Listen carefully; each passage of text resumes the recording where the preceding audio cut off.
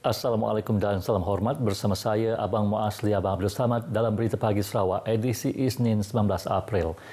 Sarawak terus mencatatkan peningkatan kes positif COVID-19 dengan 508 kes baharu dilaporkan semalam, menjadikan jumlah keseluruhan meningkat kepada 23,940 kes. Menurut kenyataan Jawatankuasa Pengurusan Bencana Negeri JPBN, daripada 508 kes baharu, 65 orang telah menunjukkan tanda dan mengalami gejala jangkitan semasa saringan dijalankan, manakala 390 orang yang dikesan terdiri daripada individu yang telah diberi arahan perintah kuarantin. Antara daerah yang mencatatkan kes baharu semalam termasuklah Bintulu dengan 118 kes, diikuti Sibu 107 kes, Miri 67 kes, Kuching 44 kes, Selangau 33 kes dan Kanawit 25 kes. JPBN juga memaklumkan bahawa terdapat satu kes kematian melibatkan jangkitan COVID-19 dilaporkan dan ini menjadikan jumlah kematian akibat jangkitan COVID-19 telah meningkat kepada seramai 137 orang. Kes kematian ke-137 melibatkan seorang lelaki warga tempatan berumur 58 tahun. Kes telah dirujuk ke Hospital Sibu. Ujian RT-PCR adalah positif pada 27 Februari 2021. Kes disahkan meninggal dunia pada 16 April lepas. Dalam pada itu, JPBN turut memaklumkan Perintah Kawalan Pergerakan diperketatkan PKPD di 4 rumah panjang, iaitu PKPD Rumah Tang Teluk Batu Bintangor Sarike dan Rumah Panjang Naning Sungai Bajit Sarike mulai 16 hingga 29 April 2021. PKPD Rumah Juni Ulu Pandanum Pakan mulai 17 hingga 30 April dan PKPD Taman Mesra Bako Kuching mulai semalam hingga 1 Mei 2021. Sementara itu, JPBN memaklumkan Jabatan Kesihatan Negeri telah mengisytiharkan 2 lagi kluster baru semalam, iaitu kluster Jalan Bintulu Sibu Tatau dan kluster Tarat Tani Serian. Kluster Jalan Bintulu Sibu Tatau adalah sebuah kluster institusi yang dikesan melibatkan sebuah sekolah menengah dan penempatan penduduk, manakala kluster Tarat Tani merupakan kluster komuniti yang dikesan di kuartus kerajaan. Indeks kes kluster Jalan Bintulu Sibu melibatkan seorang pelajar lelaki berumur 16 tahun yang dikesan melalui saringan individu bergejala di Klinik Kesihatan Tatau pada 6 April 2021. Kes telah disahkan positif pada 10 April. Sementara itu, indeks kes kluster Tarat Tani melibatkan seorang wanita warga tempatan berumur 39 tahun. Kes telah dikesan melalui saringan bergejala di Klinik Kesihatan Tarat pada 9 April dan didapati positif COVID-19 pada 10 April. JPBN turut mengisytiharkan sebanyak 5 kluster tamat setelah tiada kes baharu dikesan atau dilaporkan dalam tempoh 28 hari yang lepas, iaitu kluster Jalan Green Kuching, kluster Buloh Pasi, Meradong, kluster Sena Miri, kluster Bergalak Song dan kluster Sungai Atap Meradong. Sehingga kini terdapat 46 kluster masih aktif di negeri ini. Penganjuran kegiatan dan program oleh Jabatan Perpaduan Negara dan Integrasi Nasional JPNIN bahagian Seri Aman berkurangan sejak penularan pandemik COVID-19. Menurut Pegawai JPNIN bahagian Seri Aman, Ahmad Nur Kamal Abdul Malik, hanya kegiatan yang berbentuk gotong royong dibenarkan, terutama yang dianjur oleh kawasan rukun tetangga KRT dengan pematuhan prosedur operasi standard yang ketat. Susulan pengurangan kegiatan oleh KRT, Kementerian Perpaduan Negara telah memutuskan setiap KRT akan menerima jumlah geran kerajaan yang sama rata. Ya, sama ada KRT sebab aktif atau tidak aktif, kita bagi geran sama rata sebab untuk keadilan untuk semua KRT. Sebab KRT tidak dapat mengadakan program pada tahun lepasnya, tahun lalu tidak dapat program. Jadi geran pun kita bagi ke sama rata ya, sama semua. Tiada lagi dulu kita ada macam ada itulah rank ya, yang paling aktif, sederhana aktif, tidak aktif dengan jumlah-jumlah tertentulah.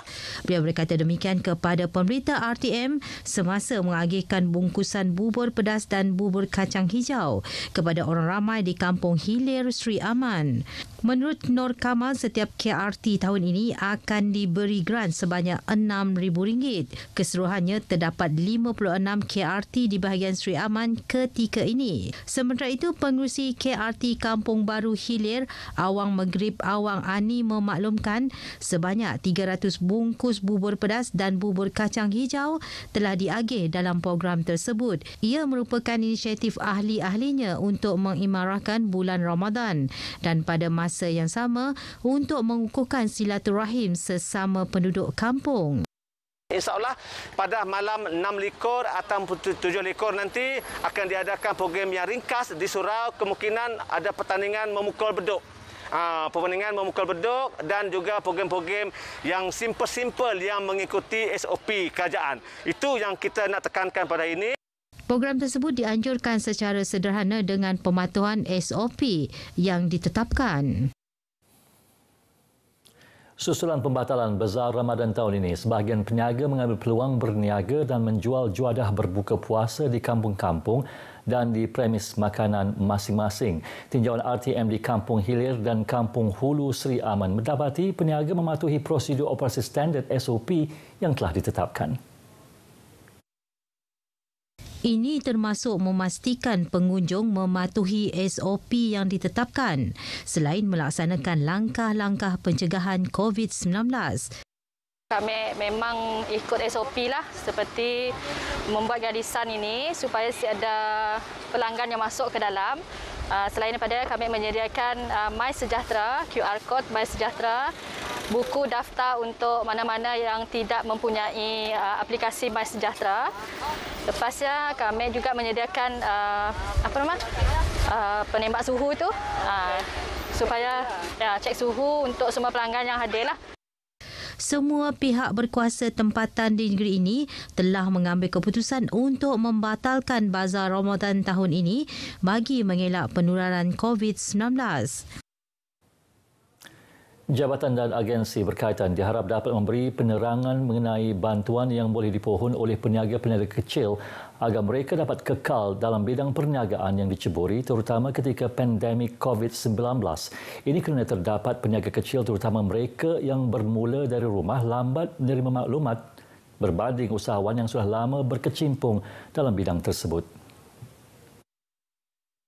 Bagi peniaga kecil, Azlin Ramli, usahawan kecil yang bermula dari rumah sepertinya sukar untuk mendapatkan informasi mengenai cara-cara mendapatkan bantuan seperti geran untuk peralatan, lesen, bengkel dan sebagainya.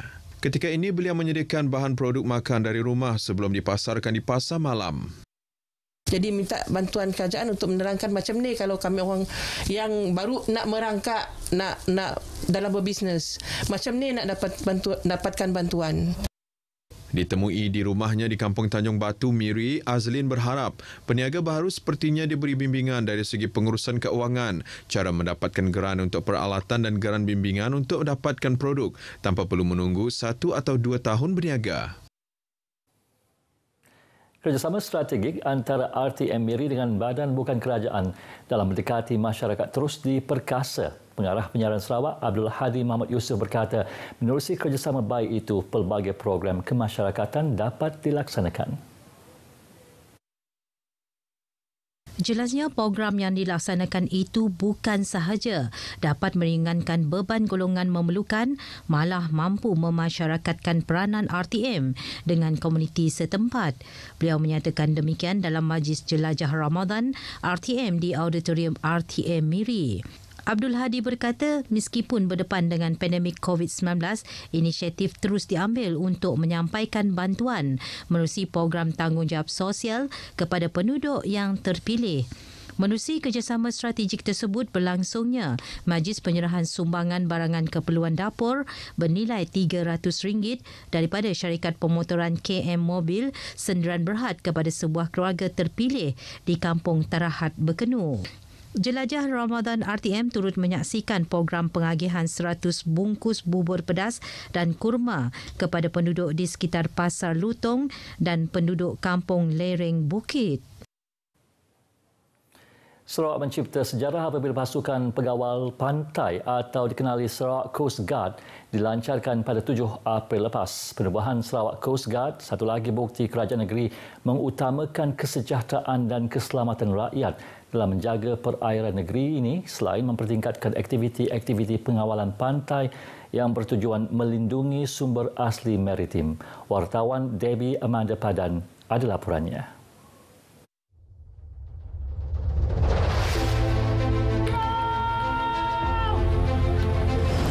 Penubuhan Sarawak Coast Guard adalah bagi menjaga keluasan perairan negeri ini sepanjang 760 km. Selain itu, penubuhan Sarawak Coast Guard juga akan menjaga kawasan taman laut yang diwartakan dengan keluasan 1.2 juta hektar. Ketua Menteri Datuk Patinggi Abang Johari Tun Openg ketika berucap melancarkan penubuhan Sarawak Coast Guard berkata penubuhan pasukan tersebut sebagai pelengkap kepada agensi-agensi penguatkuasaan maritim lain. Untuk memastikan nelayan-nelayan kita dan juga national park kita dijaga dan tidak dicodohi oleh orang luar. Ini adalah wilayah kita, kita jaga wilayah kita dan kita pertahankan wilayah kita. Sarawak Coast Guard bertanggungjawab menguatkuasakan undang-undang di bawah Ordinan Negeri, khususnya Ordinan Perikanan Negeri 2003, Ordinan Hutan 2015, Ordinan Pelindungan Hidupan Liar 1998, Ordinan Taman Negara dan Wisap Sembilan Jadi 1998 dan Ordinan Pelombongan Minyak OMO 1958. Ketika ini, Sarawak Coast Guard menerima 6 buah bot interceptor, sebanyak 9 buah kapal ronda laju dijangka siap secara berperingkat pada 2022 dan 2023. Aset-aset ini akan dikerahkan untuk penugasan operasi penguatkuasaan, pengurusan bencana banjir serta sebagai kapal latihan bagi anggota Sarawak Coast Guard. Sementara itu, 5 pangkalan untuk Sarawak Coast Guard akan dibina di Kuching, Tanjung Manis, Bintulu, Miri dan Lawas. Bagi Pengarah Unit Keselamatan dan Penguatkuasaan Negeri UKPN, Datuk Dr. Chai Hin Chung, kepercayaan kerajaan negeri kepada UKPN bagi mengurus Sarawak Coast Guard merupakan satu pengiktirafan terhadap agensi tersebut. Dalam penubuhan Sarawak Coast Guard bagi membantu agensi-agensi penguatkuasaan yang lain dalam penjagaan sumber-sumber asli, kekayaan maritim serta keselamatan nelayan Sarawak, satu tugasan yang begitu murni dan mencabar. Sarawak Coast Guard akan beroperasi berasaskan perangkaian data atau risikan melalui pelbagai sumber serta perangkaian usaha agensi untuk membolehkan Sarawak Coast Guard beroperasi sebagai satu entiti yang tangkas dan cepat bertindak balas. Penubuhan Sarawak Coast Guard ini juga merupakan salah satu inisiatif kerajaan negeri untuk menarik pelabur-pelabur asing dalam pembangunan negeri Sarawak ke arah menjadikan negeri ini maju menjelang 2030. Debbie Amanda Padan, Berita RTM. Paparan itu tadi mengakhiri Berita Pagi Sarawak. Amalkan penjarakan fizikal dan kerap cuci tangan. Saya Abang Muaz Abang Abdul Samad. Salam hormat.